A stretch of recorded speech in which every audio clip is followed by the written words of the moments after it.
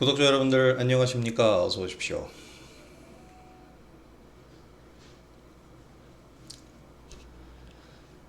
자, 오늘 3월 31일 월요일 1분기 마지막 날입니다. 1분기의 마지막 거래일인데 1분기 정말 수고하셨습니다. 정말 수고하셨습니다라는 얘기를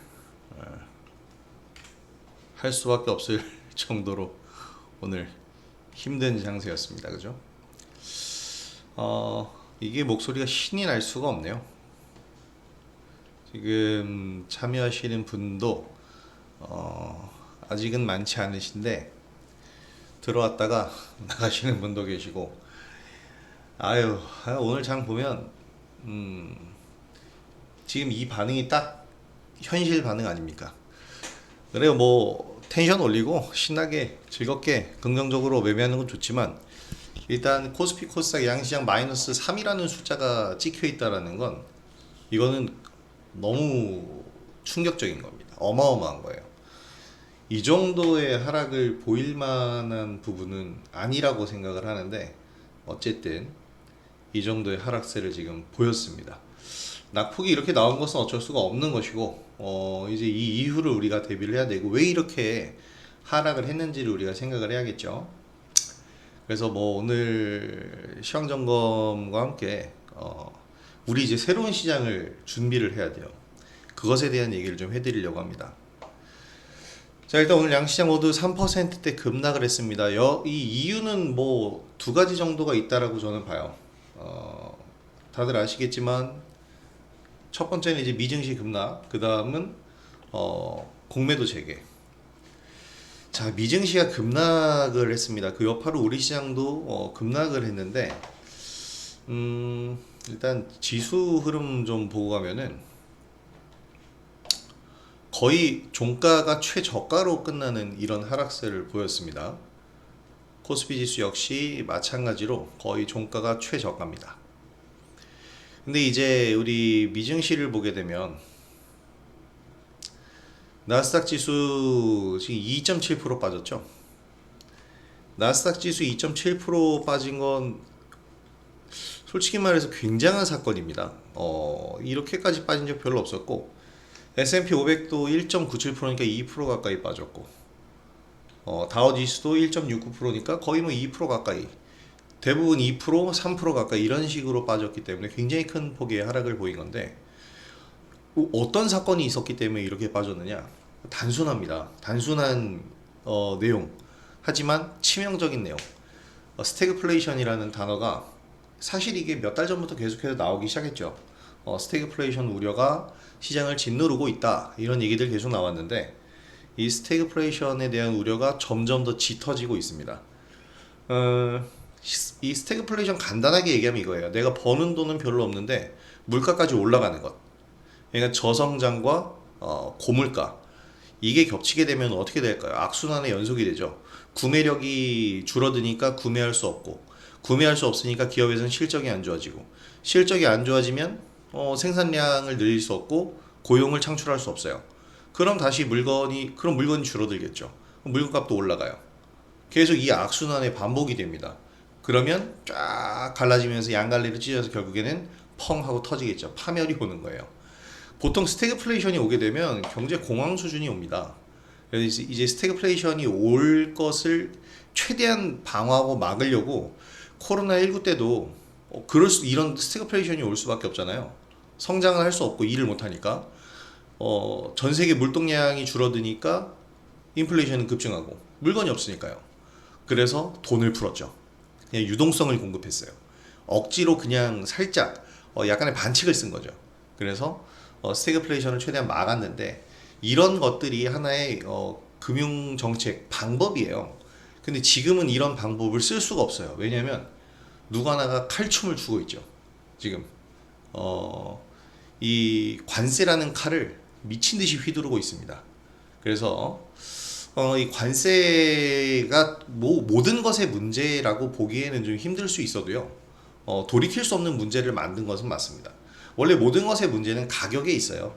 나스닥 지수가 이렇게까지 올라갔다는 이 가격적인 문제가 첫 번째 원인이라고 볼 수 있고, 이 가격을 누르기 위한 어떠한 이 상승도 모멘텀이 필요하지만 하락도 모멘텀이 필요하잖아요. 그래서 하락에 대한 명분을 주기 위해서 이제 관세, 트럼프가 이 무기를 휘둘렀다라고 저는 생각을 합니다. 여러 번 말씀드렸지만 이 나스닥 지수가 2만 포인트라는 역사적인 신고가를 만들어 놓은 상태에서 여기서 주가를 더 올리기에는 부담이 되잖아요. 그래서 눌러놓고 2만 포인트까지 복귀시키면 집권 기간 동안 4천 포인트 오르는 거니까 뭐 이런 식으로 전략을 잡았다라고 저는 생각을 했는데, 근데 이걸 적당하게 휘둘러야죠. 언제나 이 시장은 그런 식으로 뭔가 개입을 하려고 하면 적당한 적정선의 개입이 필요해요. 지금 이 개입을 너무나도 심하게 했기 때문에 쥐고 흔들었기 때문에, 그러니까 이게 뭐랄까, 약간 트럼프가 이 대선에 압도적으로 당선이 되면서 사실 작년 7월부터 대선 레이스를 했잖아요. 얼마 안 됐어. 나 대통령 할 거야라고 선언한 지 얼마 안 된 상황에서 그 정도 속도, 그 정도 기간에 당선이 되니까 압도적으로 당선이 된 거예요.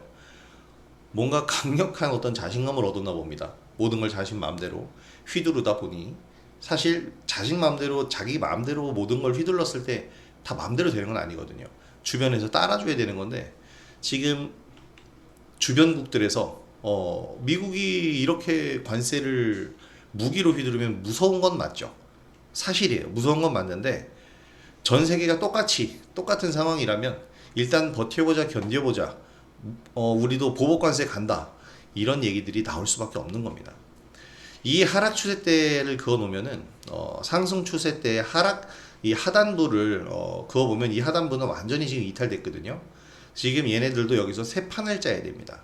그래서 지금 나스닥, 이민 나스닥 100 선물 보면 1.2% 급락 중이에요.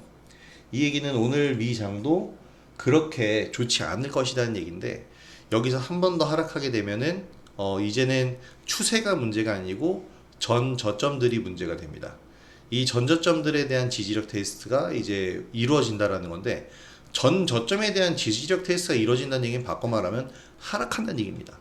그래서 지금 나스닥 지수 이제 고점 대비 10% 이상, 20% 이상 지금 하락했잖아요. 조정 구간, 조정 영역에 진입했어요. 여기서 어떻게 이 문제를 풀어나갈지는 이 상호관세가 발효된 뒤에 우리가 알 수 있을 것 같습니다.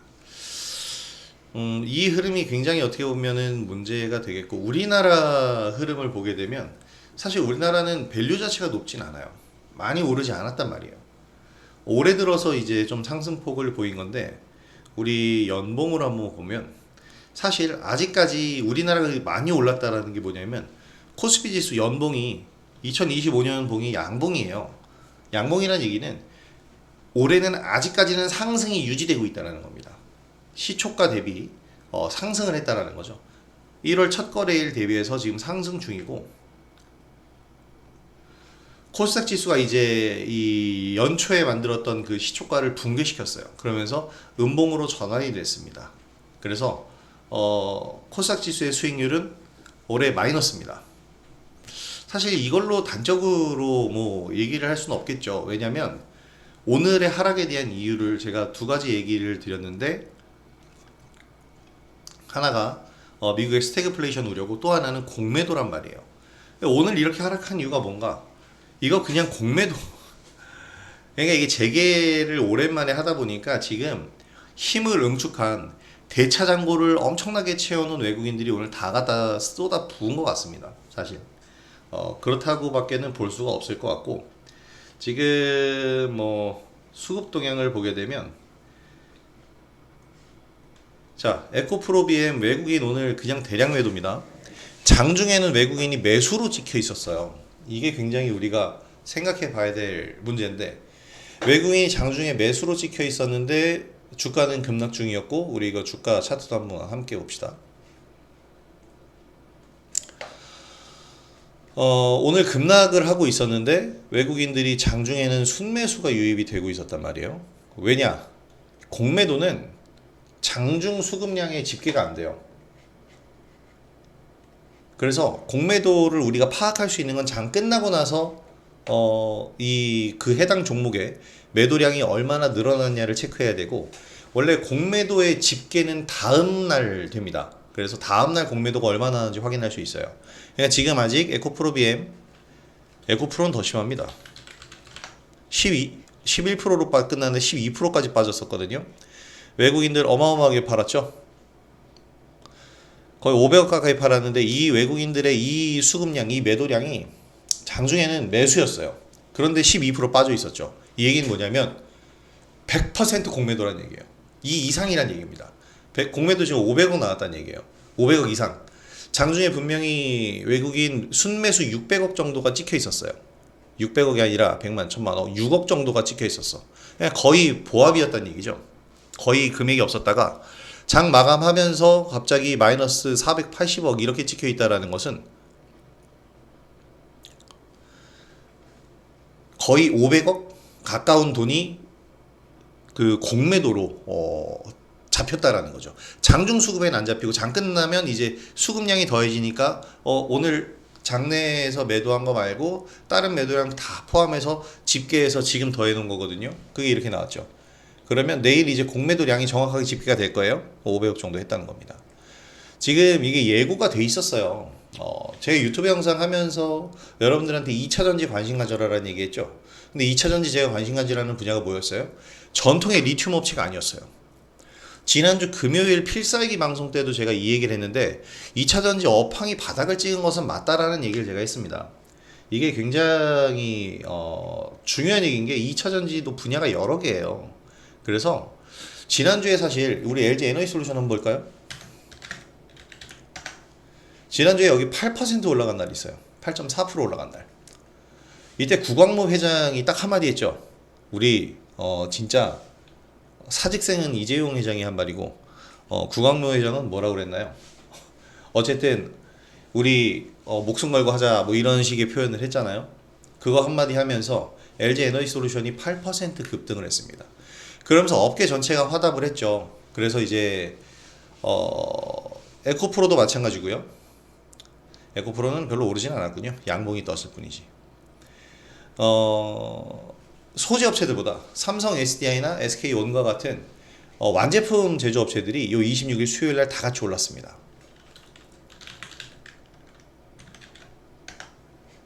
요 26일 다 같이 올랐어요. 꽤 큰 폭으로 오른 거예요. 대형주들이니까. LG 에너지솔루션은 8%면 엄청나게 오른 거거든요.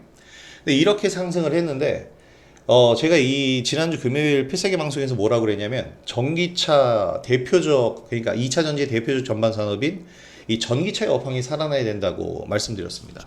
그래야 진정한 상승 보인다. 근데 트럼프 관세 발효에서 전기차 자유롭지 못하죠. 2차 전지 업계 역시 자유롭지 못해요. 그래서 LG 에너지솔루션이 새롭게 이날 이제 공시낸 거는 미국의 전력회사 델타 일렉트로닉이랑 주택용 ESS 시장에 배터리 공급한다는 거였어요. 한마디로 얘기하면 전기차 업황이 아니라는 거죠. 그러니까 제가 2차전지 관심 갖자라고 얘기 드리면서 여러분들한테 얘기해 드렸던 건 뭐냐면 전통의 소재 업체나 2차전지 완제품 업체는 지금 볼 게 없어. 그럼 우리가 봐야 될 건 뭐냐면 ESS 관련주라든지 전고체 배터리라든지 아니면 새로운 성장 동력을 가진 종목들을 보셔라라고 말씀드린 겁니다. 그래서 얘기해 드린 종목이 이제 대진 첨단 소재였고 저희는 이제 매매를 했는데 이 대진 첨단 소재 같은 경우에는 오늘 하락장에서도 잘 버티면서 하락 출발했지만 상승으로 마감했어요.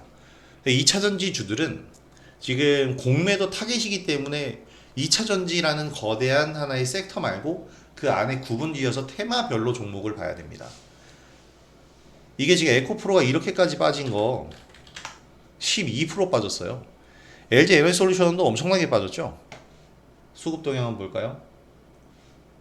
외국인들 쏟아 부었습니다. 뭐 기본적으로 한 500억씩은 팔았네요. 이게 다 장중에 수급은 안 잡혀 있었어요. 그러니까 다 공매도란 얘기입니다. 전부 공매도란 얘기인 게 이 대주가 대차 잔고가 2차전지 업종으로 집중이 돼 있었어요. 근데 아이러니하죠.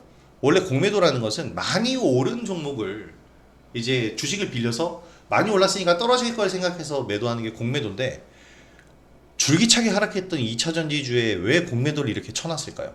미리 세팅해 놓은 거예요. 오늘 공매도 재개되니까 2차전지 관련주 다 대차 거래해가지고 거의 대부분 뭐 국민연금이 가지고 있는 것을 빌려오거든요. 다 빌려와서 오늘 다 공매도로 쏟은 겁니다. 왜? 더 떨어진다는 얘기죠. 한마디로 얘기하면 바꿔 말하면 전기차 업황이 안 좋다는 얘기죠. 지금 전기차 업황이 살아나고 있는 건 중국밖에 없어요. 중국은 그리고 외국 자본이 들어와서 장사를 할 수 있는 구조가 안 됩니다. 그냥 자국 산업 계속 발전시키면서 내수로 돌리죠. 그게 가능한 인구가 되니까요. 그래서 2차 전지 관련주는 여러분 LG 에너지 솔루션을 비롯해서 이 소재업체나 이런 쪽은요 지금 바라보실 단계는 아닙니다. 업황이 바닥은 맞아요. 근데 바닥의 업황이 어디까지 바닥이 이어질지 더 내려갈지는 몰라요. 그렇기 때문에 업황은 살아난 다음에 보셔도 됩니다. 우리 반도체 그렇게 하고 있었잖아요. 반도체 살아난 다음에 본 거예요. HBM 등장한 다음에 본 거고 그런 다음에 이제 그 상승 하락의 파도를 다 보면서 최근에 다시 삼성전자가 오늘 역시나 공매도 이 대차장고 많아요. 많은데 그래도 삼성전자는 버틸 수 있는 힘이 있는 게 워낙에 뭐 이제 뭐 바닥권이라는 가격 인식은 벗어나서 이들은 뭐냐면 이 공매도는 이제 오늘 시작된 거고 공매도를 진행함에 있어서 롱숏 전략을 사용할 때 롱 포지션에 많이 잡히는 게 삼성전자입니다. 그리고 지금 그 기가 막히게도 공교롭게도 지금 현재 범용 메모리 반도체 이제 DDR5라든지 낸드 플래시 같은 범용 메모리가 가격이 올라가요. 여기 이제 관세 붙잖아요. 상호 관세 발효되면 관세 붙는데 이 관세 붙기 전에 지금 다 사재기 하고 있습니다. 사재기 하면 어떻게 돼요? 재고가 줄죠. 그러니까 불티나게 팔리니까 가격이 점점 올라가요. 이 상황에 마이크론은 11% 가격 인상을 예고했어요. 그리고 삼성전자는 지금 창고를 잠갔답니다. 관세 발효되면 그때 가격 올려서 팔려고. 어떻게 보면 장사꾼의 논리죠. 그래서 이런 측면이기 때문에 앞으로 실적이 좋아질 거예요. 하이닉스는 원래 실적이 좋고 삼성전자는 이제 바닥쳤던 실적이 올라가고 있는 그런 상황에서 더 좋아질 겁니다. 이런 종목들은 공매도가 나오더라도 그걸 받아내면서 오히려 숏 커버링 들어오면서 올라갈 수 있는데 2차전 쪽은 아니라는 거죠. 그래서 지금 우리 시장이 오늘 이렇게까지 하락했던 가장 큰 이유가 미증시 급락 여파 스태그플레이션으로 인한 부분도 있지만 자 대량 매물이 출회되면서 지수 전체가 급락했는데 이게 바로 이유가 뭐냐면 공매도 이것 때문이었습니다. 자 그래서 양시장 모두 이런 식으로 하락을 보였는데 이제 문제는 이 하락 뒤에 어떻게 될 거냐죠. 제가 오늘 새 판을 짜는 시장이다라고 그랬어요. 오늘 뭐 수급 동향 잠깐 보면은 뻔하죠. 외국인들 공매도 엄청나게 쏟아냈고요. 1조 5천억 원 팔았습니다. 1조 6천억 가까이 팔았네요. 개인이 한 8천억 샀고요. 기관이 한 6,700억 정도 매수했는데 이거 그냥 다 받아낸 거죠. 이게 나중에 어떻게 될지는 두고 봐야 돼요. 외국인들은 그냥 이게 뭐냐면 지금 개인들은 오늘 매수하면서 하락장을 맛봤기 때문에 손실이지만 매도하지 않으면 확정은 아니잖아요. 상승장으로 전환될 때까지 버티다가 이제 외국인 수급 들어오면 상승할 때 개인이 팔죠.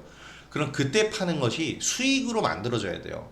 개개인별의 계좌가 다 다르기 때문에 이 단순한 수급 동향으로 개인이 수익이다 아니다 판단할 수는 없지만 우리는 그걸 우리끼리 파악할 수 있잖아요. 우리가 어느 순간에 뭘 샀고 어느 기간 보유했으며 어느 기간에 이제 매도했느냐를 따라서. 그래서 사실 오늘 개인이 매수한다 이건 당연한 일입니다. 내려오니까 개인이 사서 내린 게 아니라 내려오니까 개인이 살 수 있었던 거다 이렇게 생각하셔야 돼요. 그리고 기관은 방어적인 측면에서 방어해 주려고 매수를 한 겁니다. 자 그리고 외국인이 오늘 물량을 쏟아낸 거고요. 코스닥 시장 똑같습니다. 이런 식으로 진행이 됐는데 자 이렇게 공매도가 이제 시작이 됐잖아요. 그럼 이 이후에 어떻게 될까? 뭐 시장이 계속해서 빠질까? 이런 생각을 하실 수 있는데 저는 이런 생각에서 그러니까 모두가 보편적으로 할 수 있는 생각에서 좀 벗어나야 된다고 생각을 합니다. 그래서 오늘 제목이 이제 새판 짜는 시장이라 이런 얘기를 드렸는데 지난주부터 제가 굉장히 강조했던 얘기예요. 새 판을 짠다 이제. 어떤 새 판이냐? 1분기 시장은 이제 끝났어요. 오늘로 끝났고 내일부터 2분기예요. 그래서 이번 주에 중요한 이슈가 세 가지가 있는데 첫 번째가 4월 2일에 관세 발효. 두 번째가 이제 오늘 공매도 재개. 세 번째가 2분기가 시작한다는 것. 그리고 2분기의 시작은 뭘로 함께 시작을 해요? 실적 시즌과 함께 시작해요. 그래서 이제 실적, 방금 전에 삼성전자에 대한 실적 부분도 말씀드렸지만 이 실적주들을 우리가 잘 살펴볼 필요가 있습니다. 그 실적주가 뭐가 있을까요? 누가 봐도 조선방사는 들어갈 수밖에 없죠.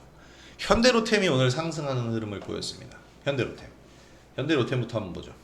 실적 얘기가 나온 김에 현대로템을 보면 현대로템 오늘 이 수급 동향을 잘 봐야 되는데 외국인들이 오늘 한 120억 가량의 매도를 했습니다. 공매도를 했을 거예요. 근데 만약에 현대로템 여기서 작년 재작년 그러니까 에코프로가 최고점 찍을 때 기억나죠? 외국인들 공매도 때리는데 개인들이 다 받아내면서 올리니까 일정 구간 올리니까 외국인들 공매도 때린 게 손실로 전환되면서 그 손실 메꾸려고 급하게 다시 매수했죠. 이건 환매수가 아니라 진짜 쇼커버링이거든요. 자기들이 공매도한 게 올라가면 손실 나요. 공매도는. 그러니까 그거 메꾸려고 매수하면서 에코프로가 더 올라갔었던 그런 전적이 있는데 저는 그게 나타날 수 있는 영역이 이 방산주라고 봅니다. 왜냐하면 실적이 증명을 해주거든요. 그리고 에코프로나 이런 2차전지 소재 업체들의 실적은 그때 당시에 단발성이었어요. 전기차는 캐즘 현상이 일어날 수밖에 없는 구조였고 단발성이었지만 방산주는 그렇지가 않아요. 특히나 지금 뭐 전차 납품이나 뭐 우리 자주포 계약이나 이렇게 계약을 맺어서 그 계약 끝나면 이제 실적이 사라질 것 같잖아요. 유지 보수해야 되고 탄약 공급해야 됩니다. 그러니까 뭐 실적은 정체되겠지만 빠질 이유는 없다는 거죠. 에코프로와 같은 2차전지 소재업체들은 실적이 정체된 게 아니고 없어졌어요. 그러니까 주가도 빠진 거고 실적이 없어지지 않고 정체만 보여도 거품 끼고 나서 어느 정도 하락한 다음에 조정받겠죠. 이 어느 정도의 하락은 또 그때 당시 공매도가 담당을 해줄 겁니다. 근데 지금은 아직은 성장 과정이라는 거예요. 그래서 현대로템 같은 경우에 오늘 3%가량 상승했는데 1분기 사상 최대 실적이 나왔습니다. 현대로템이 1분기 사상 최대 실적을 내면서 뭐 전망이에요. 아직은 실적 시즌이지만 이제 컨센이 나올 때니까 그래서 올해 1분기 사상 최대 실적 전망이 나오고 있습니다. 근데 이거는 우리가 익히 알고 있었던 부분이잖아요. 익히 알고 있었잖아. 재작년부터죠. 재작년부터 실적이 좋았고 작년에 그 실적을 현실화하면서 엄청나게 성장을 했고 그러면서 이제 주가가 엄청나게 올랐는데 여기서 더 오를 수 있을 거다라는 얘기죠. 그래서 현대로템이나 방산주들 차트 이렇게 보면 무섭죠. 근데 이렇게 보면 이제 조금 안정화돼 가고 있거든요. 이거 공매도 좀 나올 수 있어요. 외국인들 매도세에 좀 집중될 수 있는데 그러면 10만 원 이하권에서는 우리가 충분히 관심을 가져볼 만합니다. 그런 섹터로 좀 남겨두시면 될 것 같아요. 자, 그렇게 해서 이제 조선주를 우리가 새로운 새 판짜는 시장에서의 주도 섹터가 될 수 있다라고 봐야 되겠죠. 이 조선주나 방산주는요, 조선주로만 써놨는데 방산주도 함께입니다. 이 조선 방산 이쪽은요, 그리고 밀접하게 관련이 있는 쪽이 또 하나가 뭐냐면 바로 로봇입니다. 그래서 전 오늘 그리고 지난주 금요일 이 필살기 방송에서도 로봇주를 추천을 드렸어요. 그 로봇주 추천드린 종목이 뭐냐면 바로 클로봇입니다. 굉장히 여러 번 제가 추천을 드렸죠. 이건 뭐지? 굉장히 여러 번 추천을 드렸고 오늘과 같은 장에서도 클로봇은 사실 장 초반에 낙폭을 보이긴 했어요. 한 마이너스 4%까지 빠졌죠. 그러다가 추세 전환화된 상승 흐름 나오는데 19,500원 오늘 6% 정도로 끝났습니다. 지금 공매도 타겟으로 로봇주들도 많이 잡히고 있어요. 왜냐하면 많이 올랐기 때문에. 공매도의 주 타겟은 뭐냐면 앞으로 떨어질 가능성이 높은 것, 이게 공매도의 주 타겟이에요. 많이 앞으로 그럼 떨어질 가능성이 높은 게 뭘까요? 많이 오른 거겠죠. 근데 많이 올랐다고 해서 떨어질 가능성이 높을까? 그러니까 잘 생각을 해야 되는 거예요. 2차전지 많이 안 올랐는데 왜 공매도가 집중돼? 더 떨어질 가능성이 있는 거거든. 그러니까 하락하는 게 더 떨어질 수 있고 상승하는 게 더 오를 수 있잖아요. 이런 측면을 생각해 보면 로봇주, 그래 공매도가 나올 수 있지만 여기서 우리가 생각해야 될 건 공매도라는 게 무작정 공매도를 때려서 막 주가를 붕괴시키는 작용을 하는 게 아니에요. 그런 작용을 시키려고 공매도라는 제도를 만든 게 아니라 이 클로봇, 예를 들어서 클로봇이 너무 많이 올랐어. 너무 거품인 것 같아. 상장 초기 얼마예요? 최저가가 5,000원인데 지금 4배 이상 올랐잖아요. 5배까지 올랐잖아요. 그래서 조정이 필요해. 그래서 얘를 한번 조정을 시키자. 근데 누군가 매도를 해야 조정이 나올 거 아니야. 근데 계속 올라가고 있는데 누가 매도해요? 서로 눈치는 보고 있겠지만 아무도 먼저 선뜻 매도를 안 하겠지. 그럴 때 주식을 빌려와서 외국인 기관 누구든지 이거 공매도를 때리는 거야. 그럼 주가가 하락해요. 그 하락하는 과정에서 개인들도 이제 들고 있던 물량을 같이 매도를 하겠죠. 떨어지고 있으니까. 그렇게 떨어지게 되면은 주가가 어느 정도 선까지 조정을 받죠. 여기서 만약에 이 로봇주들이 야 여기서 끝난 거야 얘네 생명력이 더 이상 성장성은 없어 라고 한다면 공매도 이렇게 나온 다음에 공매도가 더 나오겠죠. 작년 재작년 2차 전지처럼. 근데 만약에 얘네들이 앞으로 성장성이 더 있어 그러면 공매도가 나와서 거품을 제거해 24,000원까지 올랐던 걸 한 18,000원 정도까지 내려놔. 그 다음에 어떻게 되겠어요? 성장성이 더 있어. 지금 거품 걷어놓고 보니까 공매도 아무리 때려도 18,000원에서 수급이 들어와. 그러면 여기서 공매도를 때리던 공매도 세력들 외국인의 기관이겠죠. 이들은 다시 매수합니다. 이걸 환매수라고 하는데 그게 쉽게 얘기하면 이거예요. 24,000원 너무 비싸. 안 사. 2만원까지 떨어져야 되는데 아무도 안 팔아. 공매도 내려요. 그리고 여기서 다시 사서 올려주는 거예요. 이게 무슨 기능이냐면 여러분들이 생각할 때 클로버 같은 경우에 뭐 24,000원 찍은 다음에 여기서 영원히 상승했으면 좋겠잖아요. 내가 보유하고 있으니까. 근데 그렇게 되면 아무도 안 팔죠. 아무도 안 파는 게 무슨 의미가 있습니까? 그리고 그거를 파는 순간 어떻게 되냐면 아무도 팔 수 없는 속도로 떨어지게 돼 있어요. 과도하게 오르면. 그래서 항상 상승한 다음에 눌려줘야 되고 상승한 다음에 눌려줘야 되는 거예요. 제가 왜 사고 팔고를 하냐면 바로 이게 주식의 논리기 때문에 그런 거예요. 후진 시장일수록 후진 시장이 아니라 그 선진 증시가 아니라 후진 증시 후진이라는 말이 이렇게 쓰이는구나. 선진 증시에 반대되는 이머징 마켓일수록 이런 게 심하죠. 그냥 거래량도 많지 않고 물동량도 적으니까 유동량이 적으니까 매수해서 그냥 점상 만들어서 막 올리다가 마지막에 털어먹고 나가는 것. 이런 시장이 훨씬 불건전한 시장이라고요. 계속 올라가는 시장은 없어요. 미국에서도 보면 미증시에서도 양적 컴퓨터 그렇게 미친 듯이 오르다가도 하루 만에 60% 빠지잖아요. 그런 참사가 나오게 된다고. 그래서 원래 상승할 때는 항상 사고 팔고를 해줘야 되는 거예요. 사서 뭐 10배 20배 대박 내겠다? 이런 주식시장에서의 생각은 정말 이머징 마켓, 그러니까 선진 증시가 아니라는 거죠. 지금 이제 우리 시장은 이제 뭐 좀 선진 증시로 가고 있는 거고, 그래서 공매도라는 제도가 선진 증시에 꼭 필요한 제도인 거예요.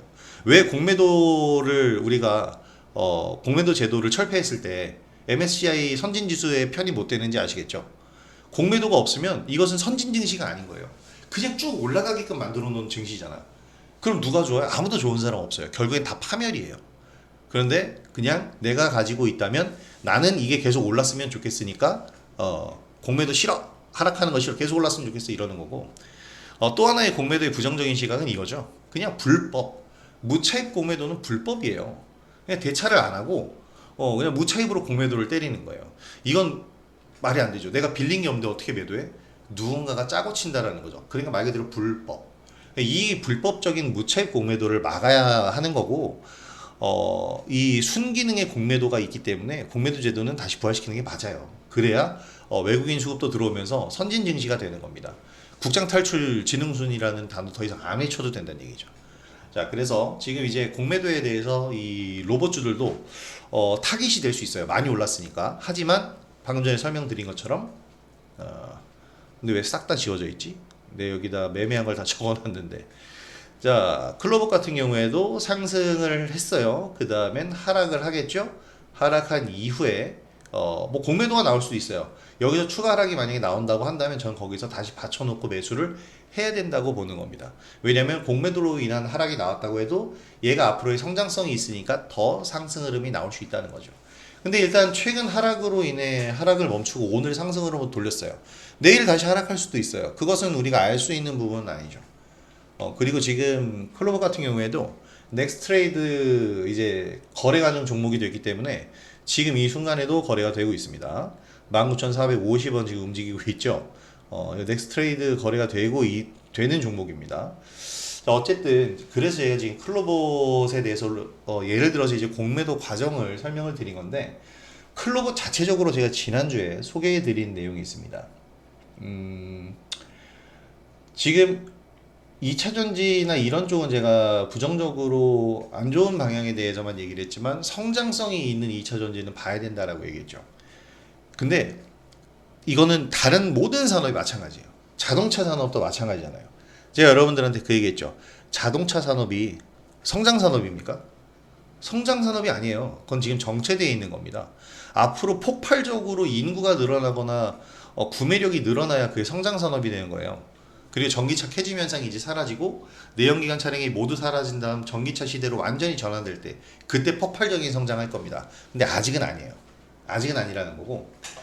그래서 이제 이 자동차 그룹들이 투자를 하는 것은 그렇다고 해서 나쁜 건 아니죠. 우량해요. 돈은 잘 벌거든요. 성장을 못하는 것 뿐이지 지금 돈은 잘 벌어. 그래서 이제 그 잘 버는 돈으로 커가면서 뭘 만드냐면 그렇게 번 돈으로 새로운 사업을 추진합니다. 그게 바로 신성장 동력이에요. 여러 자동차 회사들, 글로벌 자동차 기업들 모두 대부분 이렇게 성장 산업에 투자를 합니다. 대표적인 게 테슬라죠. 안 하는 기술 산업이 없어요. 모든 기술 산업에 전부 투자하고 그 중에서 가장 대표적으로 로봇이죠. 그리고 현대차 그룹 역시 마찬가지입니다. 그래서 최근에 현대차 그룹이 대미 투자 31조 원 계획을 발표를 했는데 그러면서 이제 루지애나주였나요? 조지아주였나? 현대차 그룹의 메타 플랜트 아메리카 준공식을 열었습니다. 이게 이제 여기서 전기차를 대량으로 생산하는데 세상에 여기서 일하는 현장 인력이요 로봇입니다. 단순히 이렇게 로봇 팔로 조립만 이렇게 하는 게 아니고 차 문짝을 들어서 걸어가서 차에다 부착하고 볼트 조여서 조립을 하는 거예요. 이걸 로봇이에요. 완벽한 휴머노이드 로봇이죠. 산업용. 이 로봇을 지금 이 메타플랜트 아메리카에 투입합니다. 그러면 여기는 정말 뭐 스마트 공장이 아니고 그냥 AI 로봇 공장이에요. 와, 이거 SF 영화에서 많이 나오는 거 아닙니까? 이제 로봇이 인간을 지배하게 될 때 이런 공장에서부터 출발하잖아. 근데 지금 이런 이 계획을 발표한 게 아니라 계획이 아니고요. 이거 지금 실제예요. 이제 그렇게 진행하게 됩니다. 그래서 이 31조 원 투자 그 금액 안에 여러 연구개발 분야가 있어요. 전기차, 배터리 뭐 다양하게 있는데 그 중에 하나가 뭐냐면 바로 로보틱스입니다. 공장 자체가 일단 로봇으로 돌아가잖아요. 그러면 자체적으로 그 로봇을 계속 개량해야 되죠. 왜냐? 이 생산 로봇을 현대차에서만 쓰는 게 아니라 다른 자동차 회사에까지 수출을 할 계획을 가지고 있어요. 이게 가능한 이유가 뭐냐면 현대차 그룹이 세계에서 5손가락 안에 들어가는 로봇 회사를 갖고 있습니다. 바로 보스턴 다이내믹스인데 이 회사를 인수하면서부터 완전히 현대차 그룹은 제가 볼 땐 이 결정 굉장히 잘한 결정이에요. 이 순간부터 현대차 그룹은 완전히 탈바꿈했어요. 이 순간부터 현대차 그룹은 기존에 정체되어 있는 굴뚝기업, 제조업이 아니고 전통의 제조업이 아니고 성장기업이 된 겁니다. 마치 삼성전자처럼. 근데 삼성전자도 마찬가지잖아요. 성장기업이지만 주가가 그렇게 탄력적이진 않잖아요. 대신 삼성전자가 누군가를 인수하고 투자를 하고 하면 그 산업이 커지거나 그 기업이 올라가죠. 레인보우 로보틱스처럼. 바로 현대차 그룹이 지금 그런 역할을 하는 건데 보스턴 다이내믹스는 지금 상장이 안 돼 있습니다. 이걸 나스닥에 올리냐 한국 증시에 올리냐 뭐 말 많고 아예 안 올릴 수도 있는데 그럼 지금 뭘 봐야 되겠어요? 이 보스턴 다이내믹스랑 같이 사업하는 기업을 봐야죠. 그게 바로 클로봇입니다. 클로봇이 그래서 이 보스턴 다이내믹스에서 만든 스팟이라는 로봇계가 있어요. 이 로봇계를 국내에 파는데 국내 판권 독점 계약 기업입니다. 클로봇. 클로봇은 하드웨어 기업이 아니에요. 로봇을 만드는 기업이 아니고 로봇용 소프트웨어를 만드는 기업인데 이 소프트웨어가 뭐냐면 이종 로봇이라고요. 이기종 로봇이라고 드론이랑 로봇팔을 합체시켜서 날아다니는 로봇팔을 만드는 이런 게 가능하거든요. 이 제어 시스템을 만드는 게 클로봇. 그리고 현대차 그룹의 이 메타플랜트 아메리카의 로봇 생산 인력이 아니잖냐. 로봇의 노동력은 뭐라고 불러야 되나요? 이 로봇의 노동력, 그 산업용 로봇들을 총괄 제어를 해줘야 될 거 아니에요. 그게 수십 대, 수백 대가 있을 텐데 그 로봇들을 제어를 해줘야 되겠죠. 그 제어 시스템, 제어 솔루션. 한마디로 말하면 터미네이터에 나오는 스카이넷의 역할을 하는 게 클로봇입니다. 이 관제 시스템을 만드는 게 클로봇이에요. 그러니까 클로봇의 발전 가능성은 무궁무진하다는 거죠. 최근에는 레인보우 로보틱스와도 MOU를 맺었습니다. 그래서 산업용, 물류용 이 모든 로봇 전반에 걸친 제어 시스템 전부 클로봇이 만들어요. 터미네이터에서 인류를 멸망시킨 게 그 스카이넷이죠. 클로봇이 그 역할을 하는 겁니다.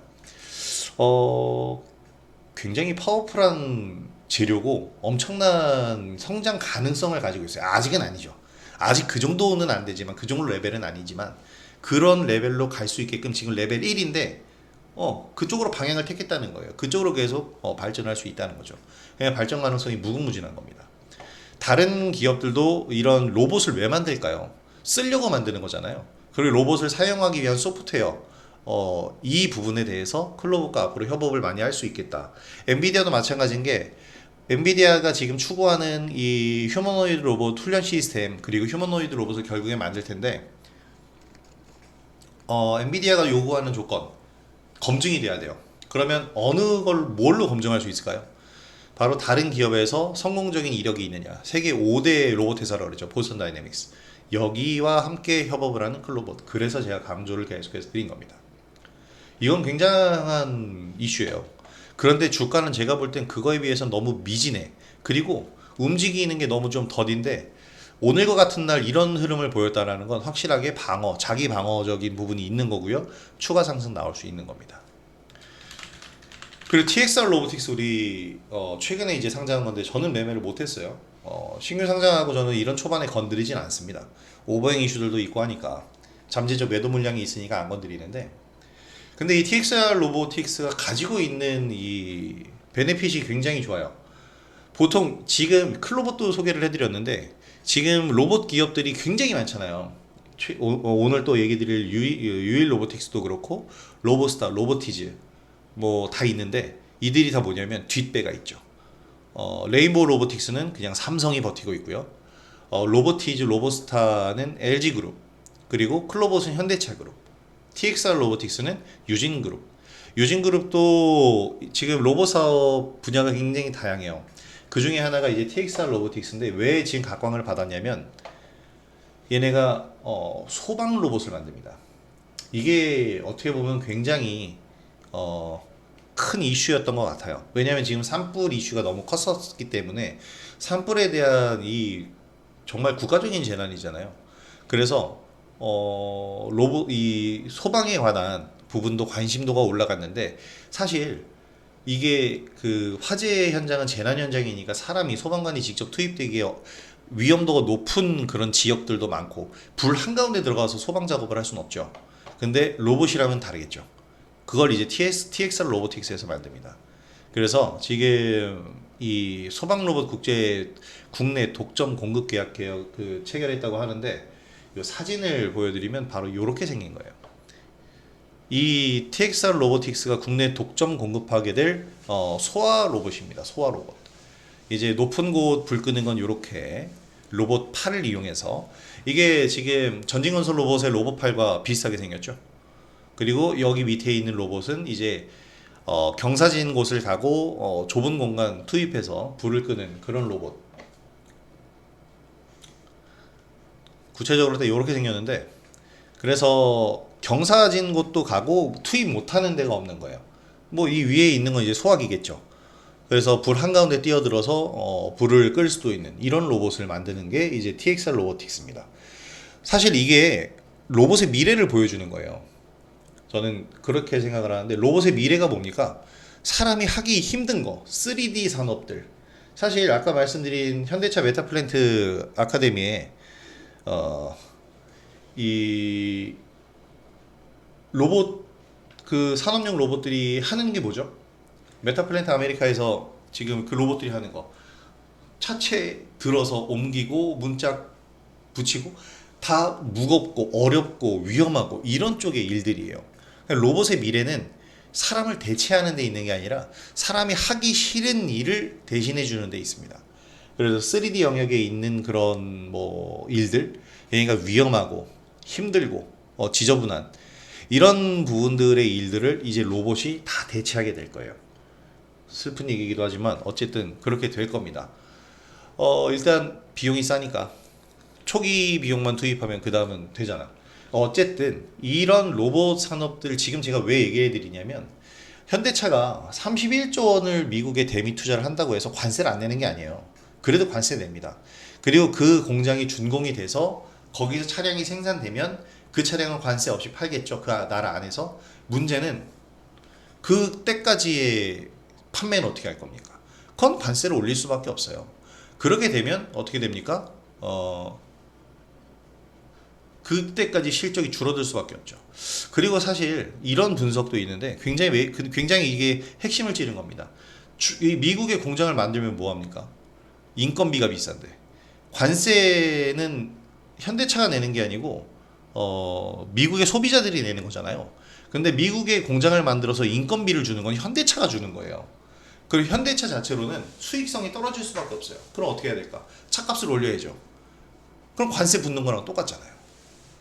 그래서 사실 그렇게 큰 의미가 있느냐라는 얘기들도 많아요. 그래서 제가 보는 포커스는 뭐냐면 대미 투자 31조 원을 할 때 단순히 자동차가 아니다.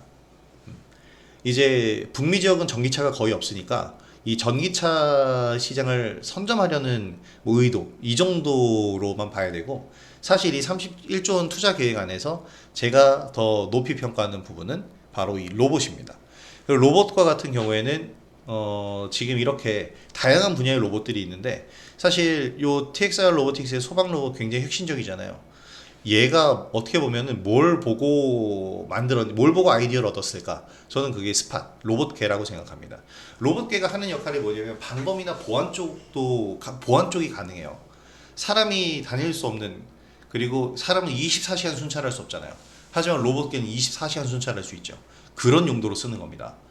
자, 그래서 이런 부분들에 대해서 우리가 로봇 관련주를 핵심적으로 좀 볼 수 있지 않을까, 저는 그렇게 생각을 하고, 새 판이 짜여지는 시장이 온다면 그래서 로봇주를 우리가 더 핵심적으로 봐야 된다, 이런 얘기를 드리고 싶은 겁니다.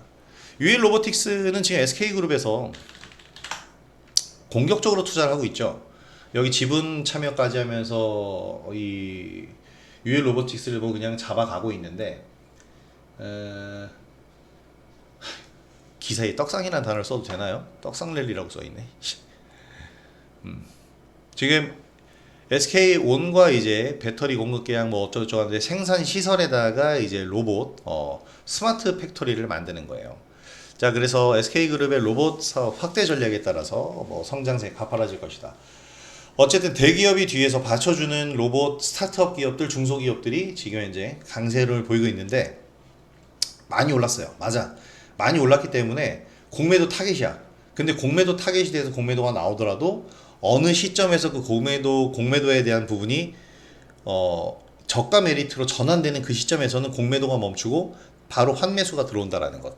그런 부분들을 우리가 활용을 하자라는 겁니다. 그래서 2분기 공매도 재개된 시점에서 새로운 판이 짜여졌죠. 그러면 우리가 이렇게 성장성 있는 분야들을 보자는 겁니다. 로봇주도 그렇고 현대로템, 방산주도 마찬가지. 공매도 나와서 떨어질 수 있는데 실적 성장은 더 많아질 거예요. 그러면 여기서 주가가 공매도로 떨어지면 거기서 저가 메리트로 매수, 그리고 공매도 멈추고 공매도 한 만큼 다시 쇼 커버링이 들어올 때 이제 수익을 창출하는 것. 이게 이제 2분기에 우리의 주도적인 전략이 될 겁니다.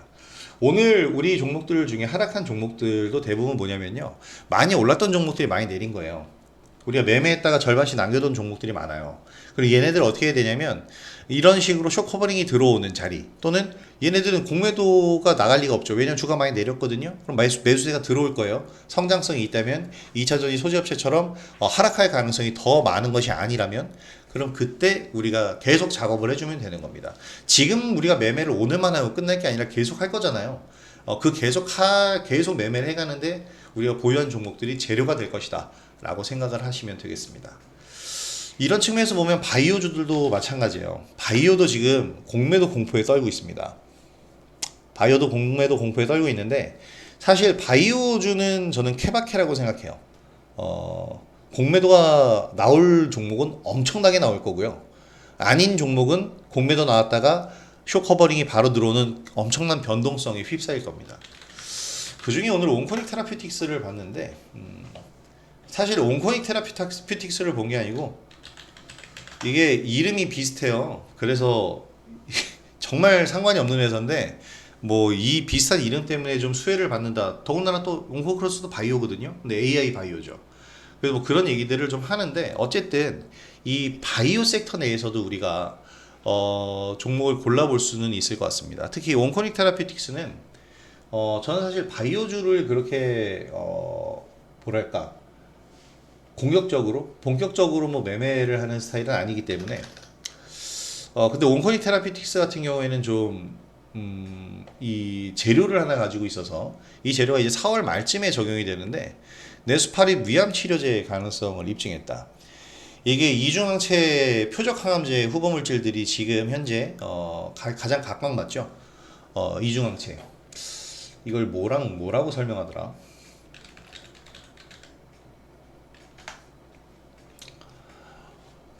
이 항체에 약물을 결합시켜서 표적 항암 치료제를 만드는 건데 효과를 훨씬 더 좋게 두 가지 서로 다른 항원이죠.